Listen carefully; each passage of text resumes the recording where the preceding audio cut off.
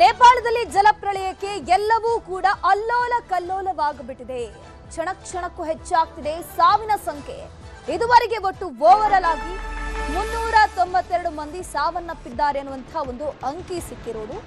ಸಾವಿರಾರು ಜನರು ನಾಪತ್ತೆಯಾಗಿದ್ದಾರೆ. ಎಕ್ಸಾಕ್ಟ್ಲಿ ಇಷ್ಟೇ ಜನರು ಸತ್ತಿದ್ದಾರೆ ಅಂತ ಹೇಳಕ್ಕಾಗಲ್ಲ. ಯಾಕಂದ್ರೆ ಕ್ಷಣ ಕ್ಷಣಕ್ಕೂ ಕೂಡ ಒಂದೊಂದೇ ಶವಗಳು ತೇಲಿ ಬರ್ತಾ ಇದೆ, ಒಂದೊಂದೇ ಶವಗಳು ಪತ್ತೆಯಾಗ್ತಾ ಇದೆ.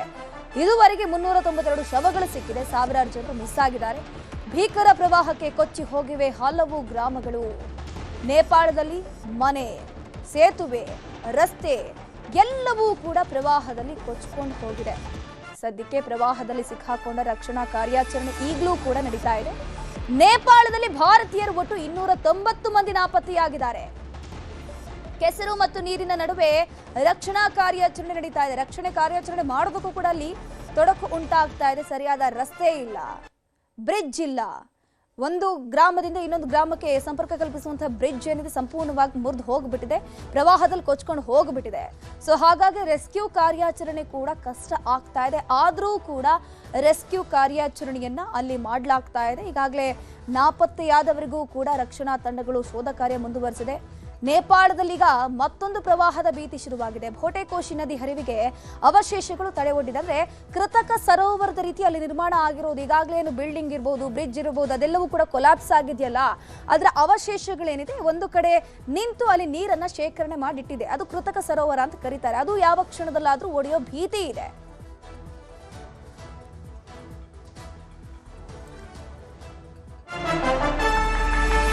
ನೇಪಾಳದಲ್ಲಿ ಬೆಂಗಳೂರಿನ 5 ನಾಪತ್ತೆಯಾಗಿದ್ದಾರೆ. ನೋಡಿ, ನೇಪಾಳದಲ್ಲಿ ಪ್ರವಾಸಕ್ಕೆ ಹೋದಂತಹ ಕರ್ನಾಟಕದವರು ಕೂಡ ಸಿಕ್ಕಾಕೊಂಡಿದ್ದಾರೆ. 5 ಜನ ಬೆಂಗಳೂರಿನವರು ಮಾನಸ ಸರೋವರ ಯಾತ್ರೆಗೆ ಅಂತ ಇವರು ಹೋಗಿರ್ತಾರೆ.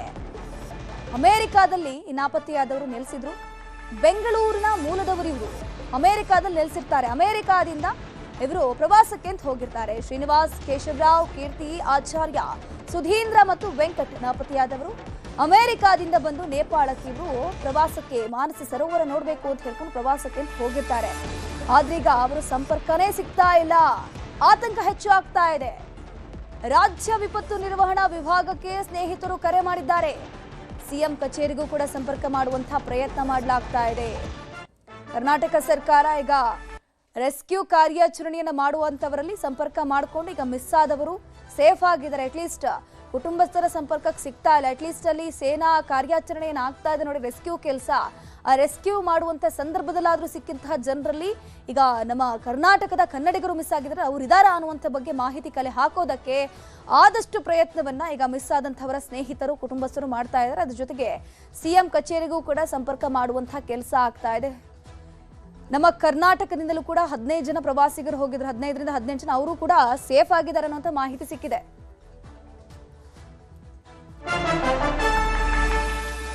ನೇಪಾಳ ನೆರೆಯಲ್ಲಿ ಸಿಕ್ಕಾಕೊಂಡಿದ್ದಾರೆ ಕನ್ನಡಿಗರು.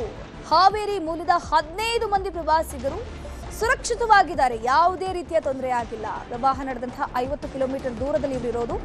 ರಟ್ಟಿಹಳ್ಳಿ ಮೂಲದ 15 ಜನರು ಸುರಕ್ಷಿತವಾಗಿದ್ದಾರೆ ಅನ್ನುವಂತಹ ಮಾಹಿತಿ ಲಭ್ಯ ಆಗಿದೆ. ಸೊನೌಲಿ ಗಡಿಯಲ್ಲಿರುವಂತಹ ಹಾವೇರಿಯ 15 ಮಂದಿ ಜನರು ಈಗ ಅಲ್ಲೇ ಇದ್ದಾರೆ. ಅವರನ್ನ ದೆಲ್ಲಿಗಿರುವಂತಹ ಕರ್ನಾಟಕ ಭವನಕ್ಕೆ ಕರ್ಕೊಂಡು ಬರಲಾಗುತ್ತೆ. ಪೊಖಾರಾದಿಂದ ಬಸ್ ಮೂಲಕ ಸೊನೌಲಿಗೆ ಪ್ರಯಾಣವನ್ನು ಬೆಳೆಸಿದ್ದಾರೆ. ಸೊನೌಲಿ ಗಡಿಯಲ್ಲಿ ತಪಾಸಣೆ ಮಾಡಿ ಅದಾದ್ಮೇಲೆ ಈ ಕಡೆ ಕಳಿಸ್ಕೊಡಲಾಗುತ್ತೆ. ಸೊನೌಲಿ ಗಡಿ ಮೂಲಕ ಭಾರತ ಪ್ರವೇಶ ಆಗುತ್ತೆ. ಈಗ ಅಲ್ಲೂ ಕೂಡ ಚೆಕ್ಕಿಂಗ್ ಆಗ್ಬೇಕಂತಂದ್ರೆ ಅಲ್ಲೂ ಕೂಡ ಒಂದಷ್ಟು ಡಾಕ್ಯುಮೆಂಟ್ ವೆರಿಫಿಕೇಶನ್ ಆಗುತ್ತೆ. ಅದಾದ್ಮೇಲೆ ಎಂಟ್ರಿ ಇರುತ್ತೆ. ಉತ್ತರ ಪ್ರದೇಶದ ಗೋರಖಪುರದತ್ತ ತಂಡ ಪ್ರವಾಸವನ್ನ ಮಾಡಿ ಈಗ ವಾಪಸ್ ಬರ್ತಾ ಇರೋದು. ಪ್ರವಾಹದ ಹಿನ್ನೆಲೆ ಪ್ರವಾಸವನ್ನ ಮೊಟಕುಗೊಳಿಸಿದ್ದಾರೆ. ಸೊ ಅರ್ಧಕ್ಕೆ ಮೊಟಕುಗೊಳಿಸಿ ಅವರು ವಾಪಸ್ ಬರ್ತಿರೋದು. ಕಲಬುರಗಿಯ 2 ಪ್ರಯಾಣಿಕರು ಕೂಡ ಸೇಫ್ ಆಗಿದ್ದಾರೆ. ಅಲ್ಲಿ 15 ಜನ ಅಂತಂದ್ರೆ ಈತ ಕಲಬುರಗಿಯ 2 ಸೇಫ್ ಆಗಿದ್ದಾರೆ. ನೇಪಾಳದಿಂದ ದೆಹಲಿಗೆ ಬಂದು ನಂತರ ಕಲಬುರಗಿಗೆ ಬರ್ತಾರೆ. ಕಲಬುರಗಿ ಪ್ರಯಾಣಿಕರ ಜೊತೆಗೆ ಸಿಎಂ ಮಾತುಕತೆ ಕೂಡ ನಡೆಸಿದ್ದಾರೆ. ನಿನ್ನೆ ಕೂಡ ಅಲ್ಲಿನ ಪ್ರವಾಸಿಗರ ಜೊತೆ, ಕರ್ನಾಟಕದವ್ರ ಜೊತೆ ಸಿಎಂ ಮಾತುಕತೆ ನಡೆಸಿದ್ರು. ದೆಹಲಿಯಲ್ಲೂ ಕೂಡ ಎಲ್ಲ ರೀತಿಯ ಸಿದ್ಧತೆ ಮಾಡ್ಕೊಂಡಿದ್ದೀವಿ, ಮೊದಲಿಗೆ ಅವರನ್ನ ಅಲ್ಲಿಂದ ದೆಲ್ಲಿಗೆ ಕರೆಸಿ ದೆಲ್ಲಿಯಲ್ಲಿ ಅವ್ರನ್ನ ಉಳಿಸ್ಕೊಂಡು ಅದಾದ್ಮೇಲೆ ನಾವು ಕರ್ನಾಟಕಕ್ಕೆ ಕಳಿಸ್ಕೊಡುವಂತಹ ಕೆಲಸಕ್ಕೆ ಸಿದ್ಧತೆಗಳು ಆಗಿದೆ ಅಂತ ಹೇಳಿದ್ದಾರೆ. ಹಾವೇರಿಯ 15 ಜನ, ಕಲಬುರಗಿಯ 2, ಒಟ್ಟು 18ರಿಂದ 19 ಜನರು ಈಗ ಸೇಫ್ ಆಗಿದ್ದಾರೆ. ಅಂದ್ರೆ ಅದು ಪ್ರವಾಹ ಆಯ್ತು ನೋಡಿ, ಆ ಸಂದರ್ಭದಲ್ಲಿ ಆ ಪ್ರವಾಹ ಆದ್ಮೇಲೆ ಅವರೊಂದು 50 ಕಿಲೋಮೀಟರ್ ದೂರಕ್ಕೆ ಬಂದು ಅಲ್ಲಿದ್ರು. ಅದ್ರ ಬಗ್ಗೆ ಹೆಚ್ಚಿನ ಮಾಹಿತಿ ನೀಡ್ತಾ ಹೋಗ್ತಾರೆ ನಮ್ಮ ನ್ಯೂಸ್ ಎಡಿಟರ್ ಆಗಿರುವಂತಹ ರಮೇಶ್ ಕುಮಾರ್. ಡೆಸ್ಕ್ನಿಂದ ನೇರ ಸಂಪರ್ಕದಲ್ಲಿ ಜಾಯಿನ್ ಆಗಿದ್ದಾರೆ. ರಮೇಶ್ ಕುಮಾರ್, ಸದ್ಯಕ್ಕೆ ಒಟ್ಟು ಅಲ್ಲಿ ಕಣ್ಮರೆ ಆಗಿರುವಂತಹ ಜನರೆಷ್ಟು, ಸದ್ಯಕ್ಕೆ ರೆಸ್ಕ್ಯೂ ಕಾರ್ಯಾಚರಣೆ ಯಾವ ರೀತಿ ಆಗಿದೆ, ಕನ್ನಡಿಗರು ಎಷ್ಟು ಜನ ಸಿಕ್ಕಾಕೊಂಡಿದ್ದಾರೆ, ಎಷ್ಟು ಜನ ಕನ್ನಡಿಗರು ಸೇಫ್ ಆಗಿದ್ದಾರೆ?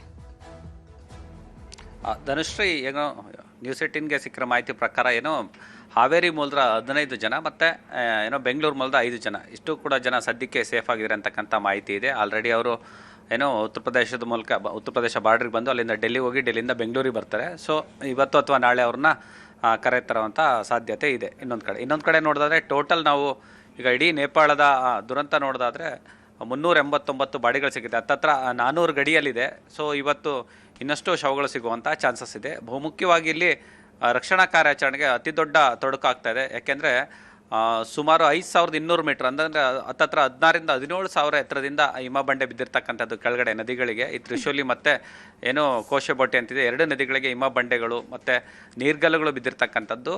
ಸುಮಾರು 35ರಿಂದ 40 ಅಡಿ ಎತ್ತರಕ್ಕೆ ಒಂದೇ ಬಾರಿಗೆ ಸರೋವರಗಳಲ್ಲಿ ನದಿಗಳಲ್ಲಿ ನೀರು ಉಕ್ಕಿ ಬಂದಿದೆ ಅಂತ ಹೇಳ್ತಾ ಇದ್ದಾರೆ. ಅಂದರೆ ಸುಮಾರು 35-40 ಅಡಿ ನೀರು ಅಂದರೆ ಕೆಳಗಡೆ ಮಿನಿಮಮ್ ಒಂದು 10 ಅಡಿ 8ರಿಂದ 10 ಅಡಿನಾದರೂ ಕೆಸರು ಇರುತ್ತೆ. ಸೊ ಅಷ್ಟು ಪ್ರಮಾಣದ ಕೆಸರು ಮತ್ತು ನೀರು ಏಕಕಾಲಕ್ಕೆ ಬಂದಿರೋ ಕಾರಣ ನದಿಗಳ 2 ನದಿಗಳ ಅಕ್ಕಪಕ್ಕಗಳಲ್ಲಿ ಏನು ಸುಮಾರು ಹಳ್ಳಿಗಳಿತ್ತು, ಆ ಹಳ್ಳಿಗಳು ತುಂಬ ಫುಲ್ ಕಂಪ್ಲೀಟಾಗಿ ವೈಟ್ ವಾಶ್ ಆಗಿದೆ. ಹಾಗಾಗಿ ಸುಮಾರು 8ರಿಂದ 10 ಅಡಿ ಕೆಸರು ಬಿದ್ದಿರ್ತಕ್ಕಂಥದ್ದು. ಹೀಗಾಗಿ ಅಷ್ಟು ಕೆಸರನ್ನು ತೆರವು ಮಾಡಿ ನೋಡಬೇಕಾಗತ್ತೆ. ಸುಮಾರು 70ರಿಂದ 200 ಕಿಲೋಮೀಟ್ರ್ ಉದ್ದ ಕೂಡ ನದಿಗಳ ಅಕ್ಕಪಕ್ಕಗಳಲ್ಲಿ ಏನೇನೋ ಕೊಚ್ಕೊಂಡೋಗಿದೆ. ಸೊ ಅಷ್ಟೂ ಕಂಪ್ಲೀಟಾಗಿ ಇಂಚಿಂಚು ಕೂಡ ಶೋಧ ಮಾಡಬೇಕಾಗತ್ತೆ. ಅಲ್ಲೇವರೆಗೂ ಯಾವುದೇ ಶವಗಳು ಸಿಗುವಂಥ ಚಾನ್ಸಸ್ ಇಲ್ಲ. ನಿನ್ನೆ ಒಂದು ಮಗು ಮತ್ತು ಒಂದಿಷ್ಟು ಜನ, ಒಂದು 5-6 ಜನ ಜೀವಂತವಾಗಿ ಬದುಕಿದರೆ ಅದೃಷ್ಟಕ್ಕೆ. ಅದು ಬಿಟ್ಟರೆ ಇದುವರೆಗೂ ಸುಮಾರು 1,500 ಜನ ಮಿಸ್ಸಿಂಗ್ ಆಗಿರ್ತಕ್ಕಂಥದ್ದು. 1,500 ಜನದಲ್ಲಿ ಟೋಟಲಾಗಿ ಏನು 84 ಜನ ಸಿಕ್ಕಿದ್ದಾರೆ. ಅಂದರೆ ಬಿಲೋ 10%, ನಿಮಗೆ ಬಿಲೋ 10% ಇಲ್ಲ, ನಿಮಗೆ ತುಂಬ ಕಡಿಮೆ ಪ್ರಮಾಣದಲ್ಲಿ ಜನರನ್ನ ರಕ್ಷಣೆ ಮಾಡ್ತಕ್ಕಂಥದ್ದು. ಹೀಗಾಗಿ ಬಹುಮುಖ್ಯವಾಗಿ ಏನು 1,500 ಜನ ಅದರಲ್ಲಿ ಬಹುತೇಕ ಜನರು ಮಿಸ್ಸಿಂಗ್ ಏನಾಗಿದ್ದಾರೆ ಅವರು ಜೀವಂತವಾಗಿ ಬರೋ ಸಾಧ್ಯತೆ ತುಂಬ ಕಡಿಮೆ ಇದೆ. ಯಾಕೆಂದರೆ ಇವತ್ತಿಗೆ 3ನೇ ದಿನ ಅಪ್ಪಿತಪ್ಪಿ ಏನಾದರೂ ನದಿಗಳಲ್ಲಿ ಏಕಕಾಲಕ್ಕೆ ಪ್ರವಾಹ ಬಂದಾಗ ಅವರು ಆಚೆ ಬೆಟ್ಟ ಮತ್ತು ಗುಡ್ಡಗಳಲ್ಲಿ ಏನಾದರೂ ಹೋಗಿ ಬಚ್ಚಿಟ್ಕೊಂಡಿದ್ದಾರೆ ಅಂದರೆ ಮ್ಯಾಕ್ಸಿಮಮ್ ಅವರು ಊಟ ತಿಂಡಿ ಇಲ್ದಂಗೆ ಅಥವಾ ಏನಾದರೂ ಸ್ಟ್ರಕ್ ಆಗಿದ್ದಾರೆ. ಅಂದರೆ ಜೀವಂತವಾಗಿದ್ದರೆ ಬೇರೆ ಮಾತು, ಆದರೆ ಎಲ್ಲರೂ ಅವಶೇಷಗಳಾಡಿ ಈಗ ಬಿಲ್ಡಿಂಗ್ಗಳು ಬಿದ್ದೋಗಿದೆ, ಕೆಸರುಗಳಿದೆ, ಈ ಥರ ಊದ್ಕೊಂಡಿದ್ರೆ, ಈ ಕೆಲವರು ಊತುಕೊಂಡು ಹೋಗಿದ್ರೆ ಅವ್ರನ್ನ ರಕ್ಷಣೆ ಮಾಡುವಂಥ ಸಾಧ್ಯತೆ ತುಂಬ ಕಡಿಮೆ ಇದೆ. ಯಾಕೆಂದರೆ ಕೆಸರು ಮತ್ತು ನೀರಿನ ಪ್ರಮಾಣ ಹೆಚ್ಚಾಗಿರೋ ಕಾರಣ ಅಲ್ಲಿ ರಸ್ತೆಗಳು ಹಾಳಾಗಿದೆ, ಮೊಬೈಲ್ ಟವರ್ಗಳಾಗಿದೆ, ಸೇತುವೆಗಳು ಬಿದ್ದೋಗಿದೆ, ಬಿಲ್ಡಿಂಗ್ಗಳು ಬಿದ್ದೋಗಿದೆ. ಹಾಗಾಗಿ ಅಲ್ಲಿ ಯಾವುದೇ ವಾಹನಗಳು ಕೂಡ ಹೋಗಿ ಅವ್ರನ್ನ ರಕ್ಷಣೆ ಮಾಡುವಂಥ ಸಾಧ್ಯತೆ ತುಂಬ ಕಡಿಮೆ. ಯಾಕೆಂದರೆ ಒಂದೇ ಆಪ್ಷನ್ ಇರತಕ್ಕಂಥದ್ದು ಏನೋ ಡ್ರೋನ್ ಬಿಟ್ಟು ಸರ್ಚ್ ಮಾಡಬೇಕು, ಇಲ್ಲ ಹೆಲಿಕಾಪ್ಟರ್ ಮೂಲಕ ರಕ್ಷಣಾ ಕಾರ್ಯಾಚರಣೆ ಮಾಡಬೇಕು. ಹೀಗಾಗಿ ಯಾವುದೇ ಒಂದು JCB ಅಥವಾ ಒಂದು ಇಟಾಚಿ ಕೂಡ ಹೋಗದಿರೋಷ್ಟು ಪ್ರಮಾಣದಲ್ಲಿ ಕೆಸರು ತುಂಬೋಗಿದೆ. ಹಾಗಾಗಿ ರಕ್ಷಣಾ ಕಾರ್ಯಾಚರಣೆ ತುಂಬ ಚಾಲೆಂಜಿಂಗ್ ಆಗಿದೆ. ನಾವು ಫಾರ್ ಎಕ್ಸಾಂಪಲ್ ಅಂಕೋಲದಲ್ಲಿ ನೋಡ್ಬೋದು, ಒಂದು ಚಿಕ್ಕ ಬೆಟ್ಟ ಕುಸಿತು ಕೇರಳದ ಒಂದು ಲಾರಿ ಬಿದ್ದೋಗಿತ್ತು ನದಿಯಲ್ಲಿ. ಆ ಲಾರಿ ಮುಚ್ಚೋಗಿದ್ದಕ್ಕೆ ಎಷ್ಟು ದಿನಗಳ ಕಾಲ ಅರ್ಜುನ್ ಅಂತ ಡ್ರೈವರ್ ಸತ್ತೋಗಿದ್ರು, ನಾವು ನೆನಪಿರ್ಬೋದು.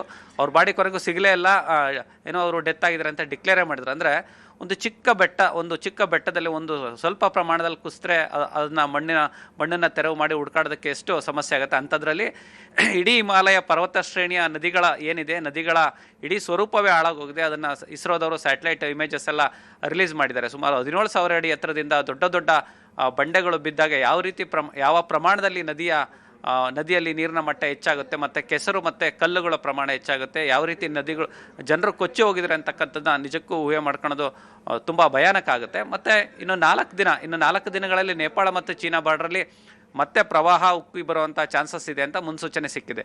ಇನ್ನು 4 ದಿನಗಳಲ್ಲಿ ಏನಾದರೂ ಸ್ವಲ್ಪ ಪ್ರಮಾಣದಲ್ಲಿ ಮಳೆ ಕೂಡ ಆದರೂ ಕೂಡ ಏನೋ ಒಲಿಂಪಿಕ್ಕಲ್ಲಿ ಒಂದೊಂದು ಸ್ವಿಮ್ಮಿಂಗ್ ಪೂಲ್ ಮಾಡಿದರೆ ಆ ಥರ 1200 ಸ್ವಿಮ್ಮಿಂಗ್ ಪೂಲಲ್ಲಿ ಎಷ್ಟು ನೀರನ್ನು ತುಂಬೋದು ಅಷ್ಟು ನೀರಿನ ಪ್ರಮಾಣ ಏಕಕಾಲಕ್ಕೆ ಹರಿದು ಬರುವಂಥ ಚಾನ್ಸಸ್ ಇದೆ. ಹೀಗಾಗಿ ರಕ್ಷಣಾ ಕಾರ್ಯಾಚರಣೆ ತುಂಬ ಚಾಲೆಂಜಿಂಗ್ ಆಗಿದೆ. ಇದು ತಿಂಗಳುಗಟ್ಟಲೆ ಕೂಡ ಸಾಗ್ಬೋದು. ಆದರೆ ಅಷ್ಟರೊಳಗಡೆ ಒಂದು 2-3 ದಿನದಲ್ಲಿ ಯಾರಾದರೂ ಏನಾದರೂ ಬೆಟ್ಟ ಗುಡ್ಡಗಳಲ್ಲಿ ಏನಾದರೂ ಜನ ಭಯದಿಂದ ಹೋಗಿ ಬಚ್ಚಿಟ್ಕೊಂಡಿದ್ರೆ ಅಥವಾ ತಪ್ಪಿಸ್ಕೊಂಡಿದ್ರೆ ಆ ಥರದವರು ಬದುಕಿ ಬರೋ ಚಾನ್ಸಸ್ ಇದೆ.